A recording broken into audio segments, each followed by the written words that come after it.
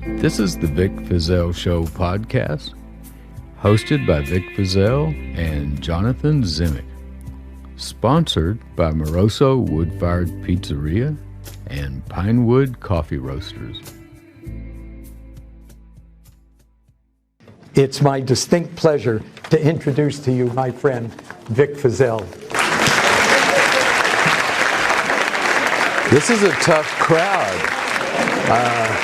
I really feel like, though, I'm going to be preaching to the choir. That's an old Baptist phrase, Methodist phrase, preaching to the choir.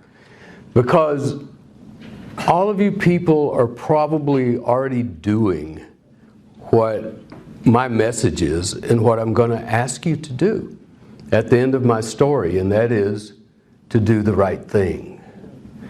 Have the courage to do the right thing, even when it's not easy. Thank you, Jules and Gila, for showing me and Jonathan around yesterday and today. You have a most beautiful community here. We both love it. We got to go to the beach today and look at the beach, and it was wonderful. But I tell you, I'm sitting down here, and I'm just looking at your posters even. Justice for our planet, thinking globally, acting locally. And then I look over here. War is not the answer. Well, those are some of the things I want to be talking with you about. And so I hope you will indulge me while I preach to the choir. My name is Vic Feazell. And I believe that no matter what religion you are, what race you are, where you come from, whatever, I believe that we all are spirit. And that spirit underpins our entire universe. And therefore, I want to begin my talk by saying that the spirit in me greets and honors the spirits in this room. I already love you from your slogans, from your plaques, from your community activism. And I appreciate all of you. I really do. Now, a little bit about my background and the reason why I wasn't like the other district attorneys in Texas who were happy when they got that call. Hey, Vic, we have some murders in your case, in your county, that Henry Lucas has confessed to. Let us bring him up. We'll plead him guilty. You can get your picture taken with us and him, get in the newspaper, and we'll be on our way. Okay? Well, I grew up in the home of a self-educated, poor Baptist preacher. I was a preacher's kid. I was born in Louisiana during the time of segregation. And I never heard my dad say an evil word or a bad word about anybody of another race. All I ever heard from my dad was love and acceptance. Then when I was about 10, 11 years old, we moved to New Mexico. My dad became a home missionary out in New Mexico. We first lived on a Navajo Indian reservation, and then my dad started establishing small churches around New Mexico, and as soon as they'd get going, they'd move us somewhere else. Sometimes those small churches couldn't even afford to pay us every week. We did the best we could to get by.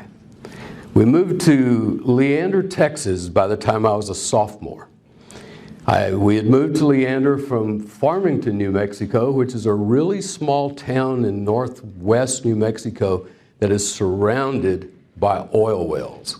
So it had a very wealthy school district. I was so upset with my dad when we moved. I really thought there should be some way he could get us to stay in Farmington, because that was such a rich school district that if you made good grades, as a senior elective, you could get your pilot's license. The school owned its own airplane. Can you believe that? So then we moved to Leander, and they give me the textbooks, and it was stuff I had studied already 2 years before. I was so bored. If I had had to go to school one more year, I'm afraid I would have been a high school dropout. I spent my entire sophomore year sitting in the back of the room reading first The Hobbit and then all 3 volumes of The Lord of the Rings. And that's what I did, but I still made decent grades. And toward the end of the year, I visited with the principal and I said, Mr. Wood, if you will waive 1 PE credit for me, I can go to summer school, get a math credit, and graduate at the end of my junior year. And he said, okay. And he let me because he didn't want me to be a waste. He made me promise I'd go to college, and that's a promise I wanted to keep, but at that time I just didn't see how I could do it. My parents couldn't afford to send me to school. I saw on TV an ad that said, the Austin Police Department is taking applications. Come on down and apply. Well, I had already tried to join the military, and my dad wouldn't sign the papers. I was too young. So I went down to the police department. I filled out all the paperwork. They scheduled me to come back for the tests. Me and 50 other people showed up for all the tests. It was 2 days of written tests, some psychological, some physical tests, and then a final interview with the chief and all the captains. By the time it got to the final interview, there were 2 of us left. I was the only one that got hired. And I was barely out of high school, and the other guy was a college graduate. Now, my sergeant later told me why he didn't get hired. It was because when the chief asked him, why do you want to be a policeman? He said, I've just always wanted to carry a gun. And the chief goes, I don't think so. I don't think so. So I worked my way through high school. This isn't a joke. I really was a coon skinner.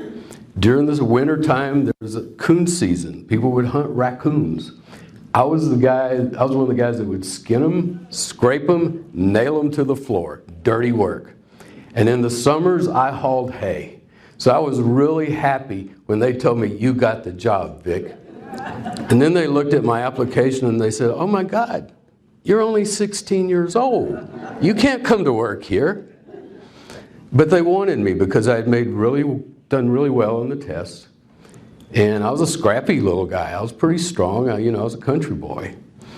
And they checked with the city attorney's office and they said, we can get him on insurance on his 17th birthday. So I only had to wait just another week and a half, and I started with the Austin Police Department. I love Austin. I claim Austin as my hometown. Rick Perry once, you might have heard of him. He works for Mr. Trump. He was our governor for way too long. But he described Austin as a blueberry in a bowl of tomato soup. And that's my Austin, and I love Austin. The Austin of Willie Nelson. And Willie Nelson is the reason that Jules and I met. Jules was Willie Nelson's merchandising lawyer. And I had been invited in 1987 personally by Willie Nelson to come and have lunch in his bus, and he introduced me from the stage as the only man in Texas that hated the government as much as he did. That was because that was July the 4th. In late June 20-something, that was the day I was found not guilty. I had been indicted, and I'm going to tell you about that in just a minute, but I had been indicted, and I was looking at 80 years in prison. If I had been found guilty, there would have been men that I sent to prison for murder when I was DA that would have gotten out before me, because these were 80 federal years. And that's why you paying attention to what's going on in your government is so important, because there really are very powerful people in our government who are not accountable to anyone. Not even to the president, regardless of who the president is. I'm talking about people in the FBI and the CIA who have unlimited budgets, and they do clandestine work, and they report and are accountable to no one. All right, I went to law school after After a while, I went to Mary Hardin Baylor College in Belton. I had promised Mr. Wood I would get into college, so I worked for a year at the police department. I saved my money, and a sergeant at the police department said, "Vic, you're a smart boy. If you keep your nose clean, you'll be the youngest chief of police Austin ever had. But who in their right mind wants to be chief of police? Get your butt in college." So I was thinking about that. And then one night on the night shift, and I always worked with Sergeant Jordan, but he wasn't there that night. They had assigned me to him because he was a big guy. He was a scary guy. He could walk through the room and some of the secretaries would start crying. He was that scary. The first thing he said to me was, and I had buzzed my hair to go in and take the test because when I graduated from high school, I had hair down to here. And so I went and sat in a barber chair and I said, "I'm going to make your day." He said, "What?" And I said, "Yeah, buzz it." And they buzzed it. I went down and took my test. Sergeant Jordan looked at me and said, "Boy, you need a haircut." And so I just had it buzzed. So I started laughing at Sergeant Jordan. And from that day forward, we were friends. And we were friends until the day he died. And I still give him credit for getting me in college. But there was one other policeman I give credit to for getting me in college, but I won't mention his name. He was a captain who was running the floor the night that Sergeant Jordan wasn't there. And they brought in a man who was obviously on LSD or something. The police had brought him in. There was a charge back then called SPO lunacy, suspicion of lunacy. And they had brought this guy in, and he thought he was a rooster. And he was jumping up and down on one foot and crowing like a rooster, and these two other policemen had him by the arms, and this captain with his little, we always thought he was a nerd. He had kind of a belly and little round glasses and usually sat at his desk, and he walked out there into the sally port, saw that guy jumping up and down like a rooster, and jumped on him, slammed him down, started beating his head into the concrete, slammed him with his fist a bunch of times. Then he looked at me, because I had been called out to help bring the guy in. And he looked at the policemen that were holding him, and he said, "You didn't see anything." Well, that bothered me. That bothered me. That's when I decided to leave the police department. That's when I learned what violating the law enforcement brotherhood meant. It means even if law enforcement is doing something wrong, you're not allowed to say anything about it. You're not allowed to turn them in. Not to their supervisors, not to the DA, not to anybody. It's called crossing the thin blue line. And you just don't do that. So I quit. And I said, "Dad, I don't know what to do now." And he said, "Well, I was just up for a preacher's meeting at Mary Hardin Baylor." And back then, Mary Hardin Baylor was an all-girls school. But they kept 12 guys in a little house on the side of the campus, and we were called campus boys. And this was the middle of the year. This was February. So talk about seeing God's hand in things, God by whatever name you want to call him. I like to just refer to God as the One. One. I just love that because God is unity. God is everything. And my friend MC Yogi up in Point Reyes, California, helped me understand my fascination with the word one, O-N-E, because he put a period after it. Only now exists.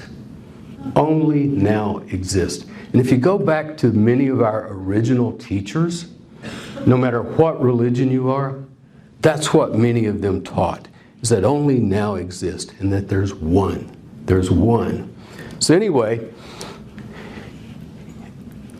it was the middle of the year. Wasn't any way I could get in, but unfortunately one of the campus boys had died over the Christmas holidays.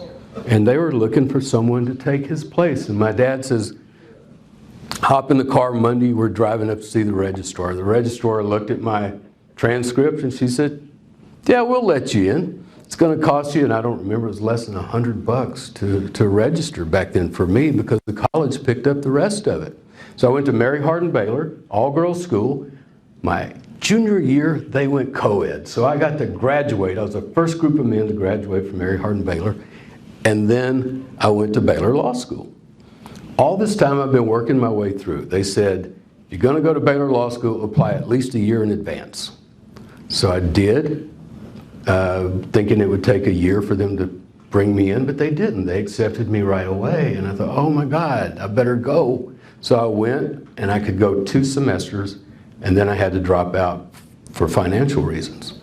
So I took my social work and psychology degree from Mary Hardin Baylor, and I got a job with MHMR as a bottom line social worker.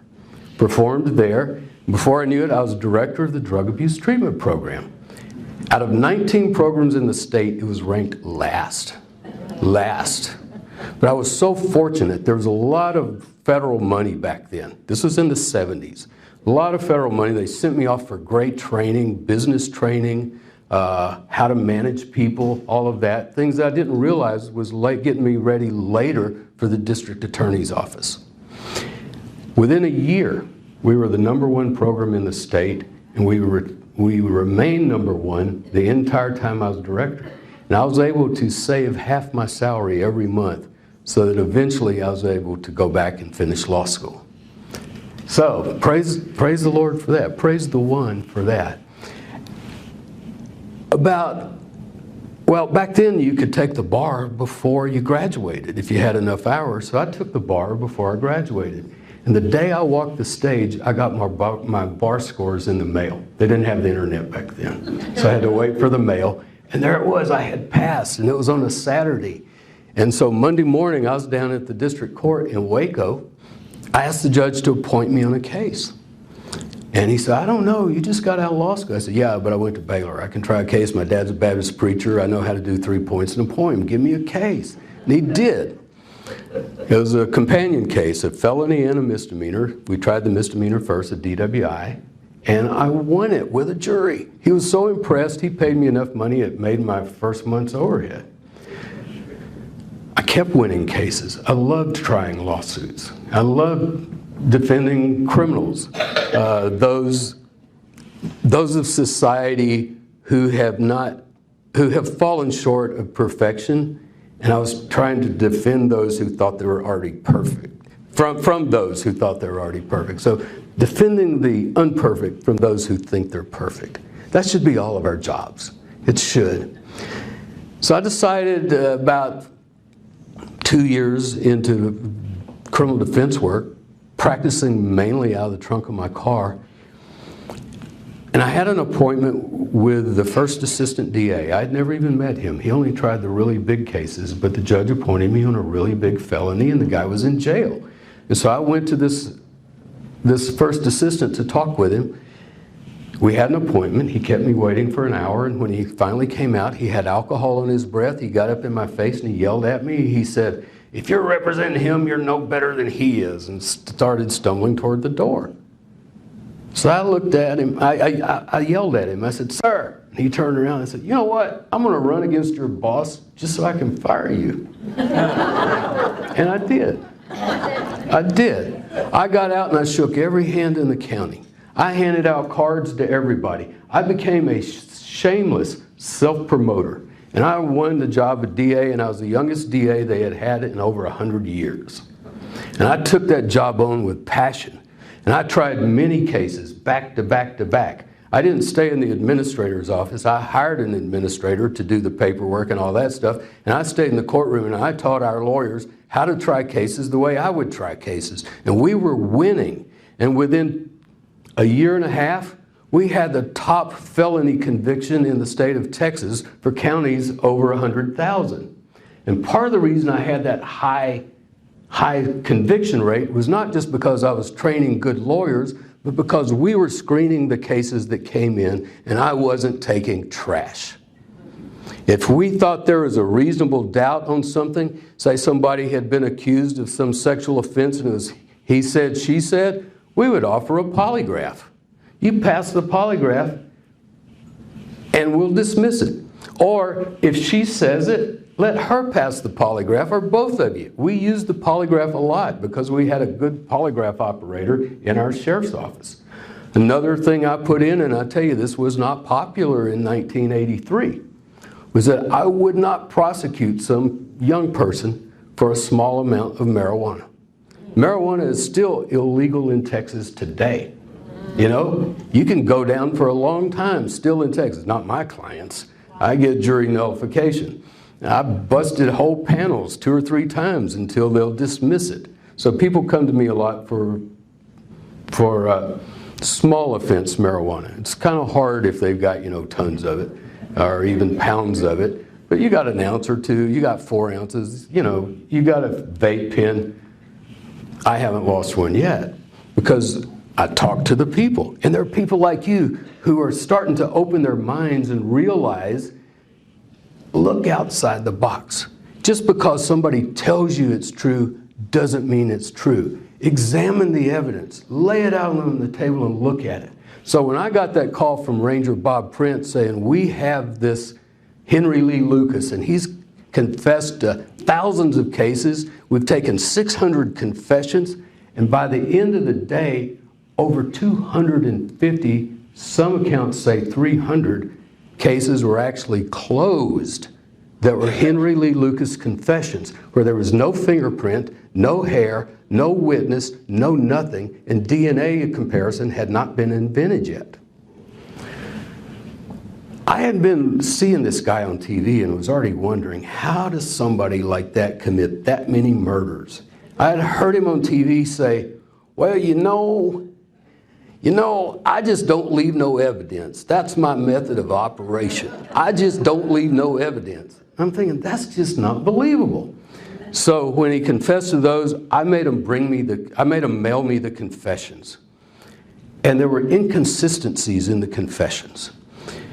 As Jewel said, we were about to indict one guy for a murder because it had been a string of murders. He was kidnapping prostitutes in East Waco. He had the door handle taken off the inside of his car, but they could open it and get in, but they couldn't get out. And he would take them out in the woods, rape them, stab them with a knife, and then leave them there. One night he got greedy. He kidnapped 2 girls at the same time. He left one tied up in the back seat with something over her eyes, and that came loose so that she could see out. And she started wiggling with the necktie that he had tied her up with and got it loose. Just about the time she sees him coming out of the woods, and as she testified from the stand, he was hunching the air like a dog while he licked the blood off the knife. The handle on his door worked. She rolled over the front seat, crawled out his door, and was off, escaped into the woods. But she could ID him, and we got his car, and the handles were off, and we were prosecuting him for one of those murders, for that murder, and he said, I'll confess to the others if you convict me on this one. But before we got him to trial, Henry Lucas confessed to that one, and then he shut up. He wouldn't do any more. The other one was a young girl named Rita Salazar. She and her boyfriend had been kidnapped just north of Austin. He had been shot and left near Round Rock, just north of Austin, but she had been driven all the way up into McLennan County, whereupon no relation to my principal, a Mrs. Woods, who lives near the highway, heard gunshots at 2 a.m. She and her husband get up and look out the window and see a car driving off down the frontage road there on I-35. They call the police. The police come out with their flashlights and they find the dead body of little teenage Rita Salazar. She and Frank had run out of gas coming back from a movie in Austin, hitchhiking back, and got picked up by a violent criminal predator. Henry Lucas confessed to that. The only problem was that Otis Toole in Florida had also confessed to it. And Otis said, I shot her. And Henry said, I shot her. And they both said, we had Frank and Becky Powell in the car with us. Frank and Becky Powell were 2 little kids from Jacksonville, Florida, who were related to Otis Toole. Becky Powell became Henry Lucas's traveling companion later. Well, we got their school records, and guess what? They were in school that day. But here's Henry and Otis both saying these little kids, 10 and 12 years old, I think they were, said that they were in the car and helping keep Rita in the car. And I'm looking at this going, this can't be true. This can't be true. And so I just For a while, I didn't do anything. And then I got another call from Ranger Bob Prince saying, we want to bring him up there. We want him to plead guilty. So when they say on TV, and when all the rest of you watch it, and please do, when they say on TV, well, we believed Henry. Oh, we believed he really did it. He just kind of got confused. No, they didn't. They didn't believe it. They were feeding him this information, and we have videotapes and audio tapes that prove it. Netflix has audio tapes and videotapes that prove it. They were feeding them this information. Now, some people say, well, maybe, there's on Netflix, there's this lady named Nan Kuba. She's an apologist for the Texas Rangers. She says, I really think they believed Henry. No, they didn't. Well, I think it was an honest mistake. No, it wasn't. It was a crime. And by then I had figured out there was a crime going on because I was thinking about the families of all these other murder victims that Henry had taken the case on, and they thought they had the real killer. And they didn't. The real killer was out there, and it may have been somebody that they knew. It may be somebody, some of them out there right now who have watched The Confession Killer, and they're worried about, oh my, maybe I'm not going to get away with it now. Because with the podcast that Jonathan and I are doing now, and please listen to my podcast, The Vic Feazell Show. It's one of the best, besides your podcast, it's one of the best ones out there. Listen to it, because we dissect all these confessions and we've got all this material. So anyway, I would not take that confession. Instead, I called together a grand jury. I showed our judge what we had, and he said, oh, this looks bad. Yeah, I agree with you. I went to Texas Attorney Jim Maddox, and he says, yes, I agree with you. And so we were able to get Henry Lucas away from the Texas Rangers and bring him up to testify in front of our grand jury. And as soon as he got away from them, he started telling the truth. Yeah, they were showing me the pictures. They were letting me read this. They were letting me read that. We had DAs from Little Rock, the DA from Little Rock, Arkansas, who is now a federal judge, come in and tell about when Henry Lucas came to Arkansas and confessed to the murder up there of somebody where he had already gotten a conviction. The only problem was the murderer, the real murderer, was the son of an Arkansas state trooper. And he called in a favor with Bobby Prince, and Bobby Prince talked Henry Lucas into taking that case, and this guy got off. His name was Scotty Scott. You'll see a video of him. All kinds of injustice here. So I take all this we've put together, and I went and visited Colonel Jim Adams. Jules told you a little about Colonel Jim Adams. He was the new head of the state police, had been deputy director of the FBI under J. Edgar Hoover. While he was deputy director of the FBI under Hoover, he was head of the domestic spy program.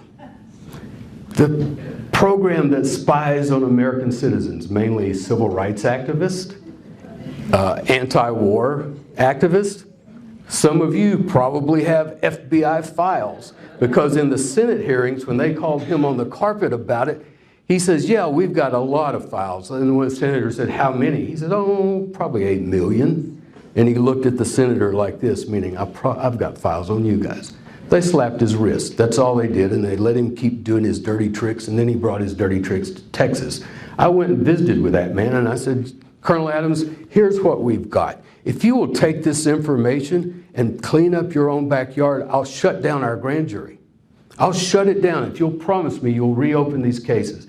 And he looked at me and he pointed at me and he said, we are not opening a single Henry Lucas case, but I am going to investigate you. And from that day forward, my life took a spiral down. They came after me with a passion. The FBI came down on me, but they couldn't find anything because I didn't even have a passport. I had worked my whole life. I was faithful to my wife. I did not use drugs. I did not gamble. I didn't even play golf. I couldn't afford it. All I did was for exercise was mow my own yard. The Justice Department has a policy. If we go in and investigate a public official and can't find anything pretty soon, we got to pack it up and go home unless there's a public outcry. Colonel Jim Adams says, well, I can create that public outcry. He contacted an operative with the Republican Party, and this stuff goes across party lines. It happens when the Democrats are in office too, it really does, but somehow it seems to be worse when the Republicans are there. But he contacted this guy named Tom Pauken, who is just like a trickster for the Republican Party, and he was on their payroll. And Tom Pauken had connections with Channel 8 in Dallas, Channel 8 News, Charles Duncan, investigative reporter. And before I knew it, while my grand jury was still going on, Charles Duncan was going around to my barbershop, to restaurants where I ate, saying, do you know Vic Feazell is under federal investigation? Do you know this and that? Do you know this and that? And in the meantime, Colonel Adams had put one of his right-hand men on me, a guy named Ron Boyder. And Ron Boyder was going through files looking for any case that had ever been dismissed or any case that had ever, somebody had gone a little soft on it. Mostly drunk driving cases and a few drug possession cases. Now, keep in mind, I was not the only person in the DA's office. I had 13 assistants. I didn't try the DWI cases. I didn't have anything to do with them. But they were going around saying, he's taking bribes to dismiss DWIs. I started getting these phone calls. Before I knew it, the FBI was back in town, and they're going around because then there was the public outcry. And before I knew it, the IRS was in town, and they were investigating and auditing every criminal defense lawyer in town. Every one. They just about shut down the whole criminal justice system of McLennan County. And they found 4 lawyers with tax problems, and they promised them immunity. If they would testify, they gave me part of the money to go easy on their cases. They wrapped the black shroud of immunity around them and called it the American flag and indicted me. Arrested me. They followed my wife and my little boy to where they were going to have breakfast in a restaurant, waited for their food to be put on the table, and then took them out without letting them pay. My little boy was 4 years old. That was an imprint on him that he never got over. They wouldn't let him sit up front with his mom. They made him sit in the back with somebody wearing a gun. And after that, they illegally tapped my phones, and when my little Sheltie dog would bark at them, they poisoned my dog. We took my dog to the vet immediately after I found him in the backyard with his tongue hanging out of his mouth, and our vet said, he's been poisoned.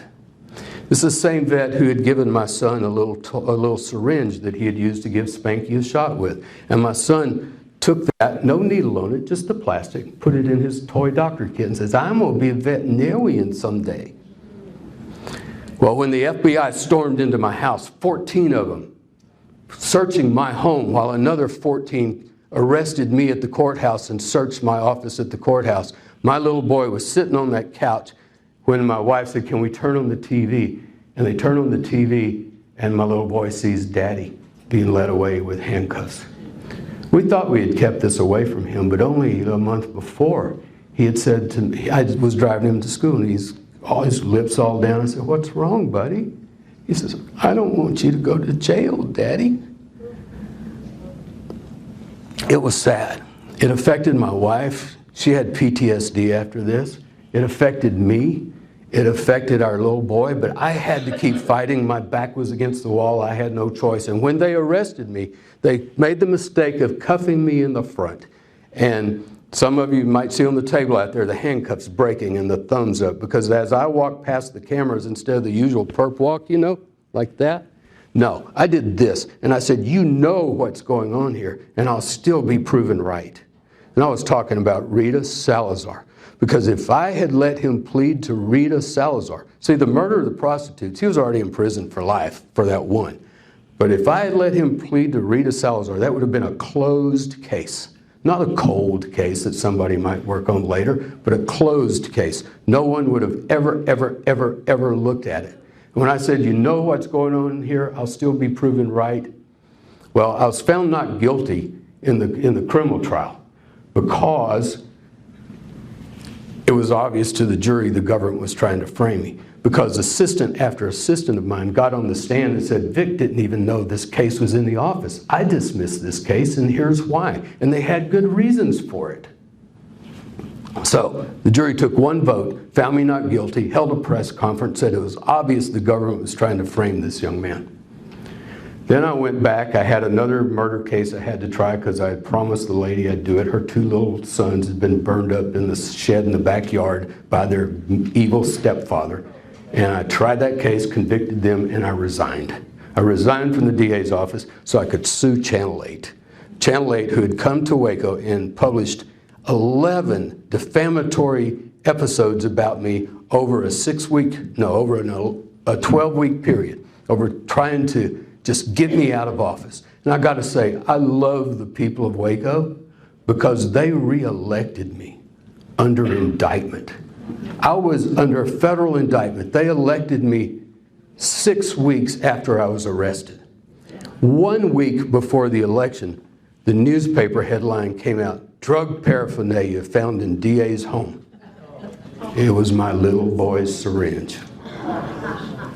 My wife remembers Greg Rampton, FBI agent Rampton, coming out of his room going, drug paraphernalia, tag this, drug paraphernalia. They even tagged my wife's snail bait because she grew flowers and we had trouble with snails. They tagged that and claimed it might be cocaine.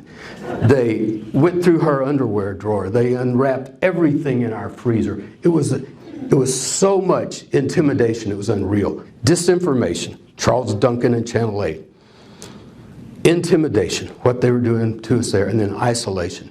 They started bringing our friends to grand juries, and anyone we associated with got visited by the FBI, so no one wanted anything to do with us.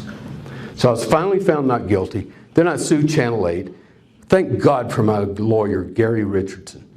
He had been a U.S. attorney in eastern Oklahoma and had prosecuted 50 office holders. See what I'm doing here? He had prosecuted 50 office holders, and he said, I have never seen one arrested. We would always call their lawyer, call them and tell them to come and turn themselves in. This is obviously retaliation. They're trying to get even with him over Lucas. So then he and I did the Belo case. We sued Channel 8. We proved that every single solitary sentence they said was an absolute lie. And not only was it a lie, that it was done with malice, because I had to prove malice. So New York Times versus Sullivan. I had to prove malice. I was a public official. And we proved malice, and we got the largest libel verdict in the history of the United States. Yeah. It made the Guinness Book. Well, I'm in the 1992 Guinness Book, the largest libel verdict in history. Vic Feazell versus Belo. Now, Colonel Jim Adams said, well, we weren't able to put him in jail, but we don't have to let him keep that money. After I had gone around giving money away to everybody that needed it, I was buying cars for people like I was Elvis. They changed the tax code, made it retroactive 5 years just to scoop me up in it. I appealed to the U.S. tax court where Adams had no friends. I won 11-1. 12 judges wrote on it. Then the government appealed to the Fifth Circuit, where the little guy never wins. I lost there, 2-1. One of the judges disagreed. I then appealed to the Supreme Court of the United States, and they were too busy that year to take it up. The IRS took everything away from me that I owned. I had to sell my home. I had to sell all my investments. I had quit practicing law, and all I had done is study this new thing called the information highway. It was coming. It's the internet, see? And I invested in all the right stuff. I was an early investor in Dell. But I had to sell it all. But you know what? We got a phone call the other day from Rita Salazar's sister. She was mad at me. She was not on the phone call, but back when I let Henry when I wouldn't let Henry plead guilty. She was so mad, so mad. But we've got a phone call the other day from her, and she was apologizing. And she was saying, I'm so happy you did what you did, Vic. Otherwise, they'd have never caught who murdered my sister. 30 years later, her DNA matched somebody in CODIS. And they went and visited him. And they talked to him a little while, and he confessed not only to killing Rita, but to killing Frank. And he had all the details right. It was never shown any pictures, was never shown any police reports, and he's in prison now for the murder of Rita Salazar. When I said, you know what's going on here, and I'll still be proven right. Now, Martin Luther King has a phrase that I just love. He said, the arc of the moral universe is long, but it bends towards justice. Jonathan knows that quote. It's long, but it bends towards justice. Be part of the group that helps that arc bend towards justice. Stand up and do what's right. Do what Gandhi said to do. Be the change. Be the change that you want to see in the world. Just like Gandhi. Yeah. I'm Vic Feazell, and the Spirit in me greets and honors the Spirit in you. Please listen to my podcast, The Vic Feazell Show, and watch Netflix, The Confession Killer, and tell them they need to do a second season because they left so much out.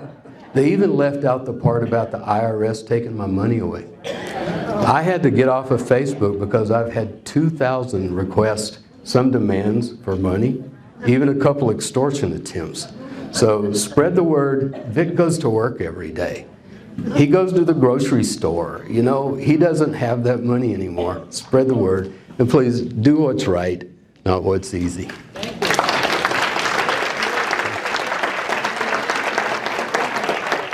We have time for questions, I think. I don't feel like I understand to have all of these convictions, just to have them look good, that doesn't seem enough.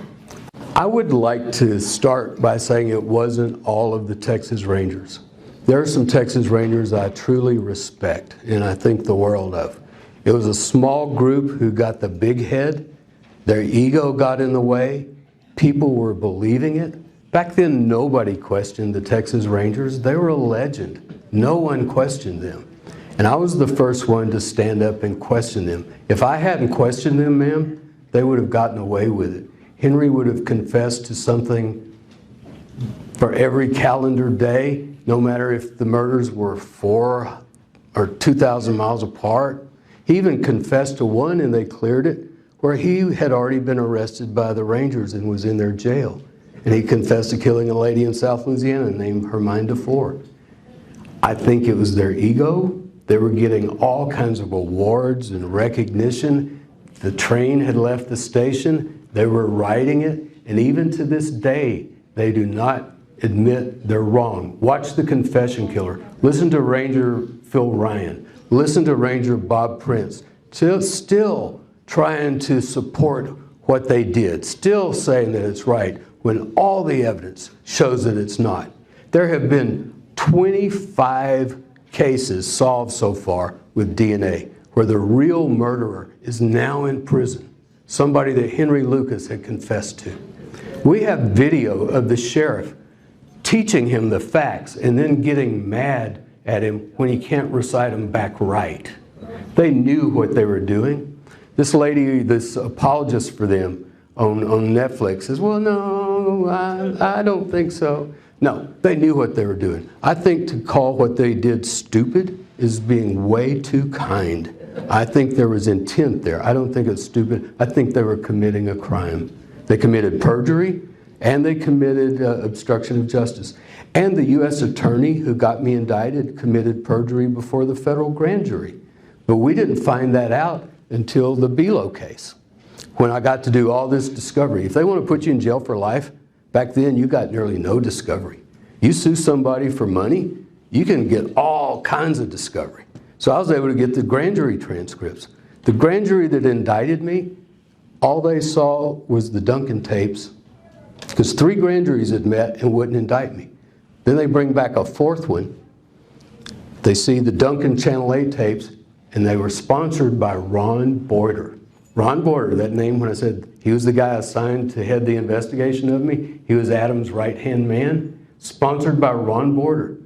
And one of the grand jurors said, hey, why was this reporter so interested in that DA down in Waco? And the U.S. attorney jumps up and says, I don't think this witness knows anything about that. Let's move on. Well, he did know about it. He had instigated it. Yes, ma'am. I Hi, I was just wondering, you said so many times that there were a lot of crimes that were committed by the Texas Rangers, and is there any movement to hold them to account, or why aren't you suing them, or why isn't anyone taking them to court? Because the police, the Texas Rangers and the police in my situation, I did the research on it, they had immunity. I couldn't have kept a verdict against them. And even if you can get around their immunity, then you're shackled by what's called the Tort Claims Act, and your damages are limited to a very small amount. Most of them don't have insurance. Most of them are what's called judgment proof, means they don't have enough money to go after personally. So for me, Belo was the only deep pocket to go after, and they had done the worst. Nothing is going to happen to these men legally because nobody in law enforcement is going to do it to them. There's still not enough people in law enforcement willing to stand up to other law enforcement. We need to demand of our politicians and our good cops that they get rid of the bad cops and make the ones in the middle toe the line. We need to do that. So you couldn't do it like a class action with, like against, sorry, so you wouldn't be able to do a class action against like a law enforcement agency? No, ma'am. No. So there's no way for us to hold No, and frankly, class action law has been gutted in the last few years, eviscerated, yeah. It's almost impossible to get a class certified now. I represented some of the retired NFL players against the Madden game, trying to get their class certified. And they just getting kickback. Couldn't get it certified. They had too many individual issues. Even though they were all retired players, they all had their right to their privacy, their right to their own names, their publicity and all that. And we ended up having to settle that case for peanuts for just the top 4 people. We couldn't make it float. So is there no way that we can hold our law enforcement accountable, or what are your ideas then? I think nearly every elected official we have right now in Congress and in our state houses, unless you know them and know they're doing an excellent job, they've already sold out. They've already sold out to the lobbyists. They've sold out to big pharma. They've sold out to the insurance companies. In Texas, in the House of Representatives, up over the speaker's podium, there's a balcony. And in the balcony up there, you'll see all the colored blazers from Farmers Insurance, State Farm, Travelers. They call that the owner's box. It would be funny if it weren't so true and so sad. The insurance industry owns our legislature in Texas, and they own most legislatures across the United States. They own your congressmen, they own your senators. Now, I don't know about California, but in Texas, I can't think of maybe 5 people that should still be in office because they have left the people behind. They don't represent us anymore. They just represent big interest and big money. They're poisoning our planet.